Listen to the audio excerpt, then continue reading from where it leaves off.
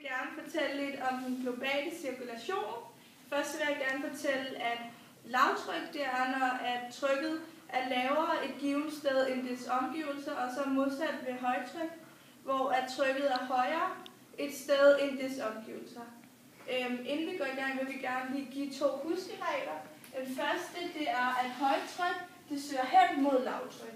Og den anden det er, at varm luft er lettere end kold luft, og derfor så vil varm luft stige til vejrs. Okay. Den globale cirkulation går egentlig ud på, at solen opvarmer området her, som ligger mellem den nordlige og den sydlige vendekreds, 23,5 grader. Og derfor så bliver luften meget varm, og den stiger så op. På den måde så sker der et lavtryk ved jordoverfladen, og vi har et højtryk oppe i højden. Det samme med ekvator, der er der så et lavtryk i og med, at der som sagt var varmt, og luften så kom op i atmosfæren. Ved polerne der er der højtryk, og det er fordi, at der ikke er så meget sol, der rammer der. Og på den måde så er luften kold og nede ved jordoverfladen. Og derfor så sker der så den her cirkulation, hvor at luften eller højtrykket ved polerne søger mod lavtrykket, der er ved vendekredsene eller ved ekvator. Og så har vi den her cirkulation. Det jeg forklarede før med den globale cirkulation er faktisk ikke så enkelt, fordi på grund af at jorden den roterer, så sker der det, at vindene afbøjes, og det kalder vi også Coriolis-effekten.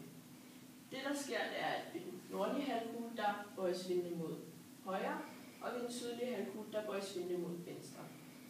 For at forklare, hvad der sker, så kan man sige, at luften ved ekvator, den stiger opad, og så når den når troposfæren, så afbøjes den til siderne. Og derfor så har vi de her vinge, der går ud til siderne.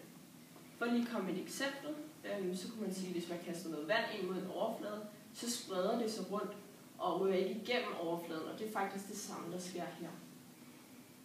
Vindene og den globale cirkulation, de bestemmer vejret. Det ser vi for eksempel ved ekvator, hvor vi har lavtryk, og så den varme luft, der er nede ved jordoverfladen, den stiger til vejrs, og så nedkøles den og fortættes, og så bliver den omdannet til skyer.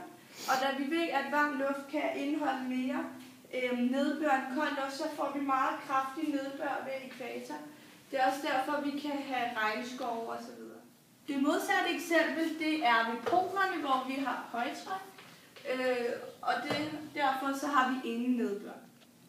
Hvis vi også lige skal tage Danmark som et eksempel, der har vi også lavtryk, så det fungerer på samme måde som ekvator, bortset fra at der ikke er lige så varmt, og nedbøret er derfor ikke lige så kraftigt.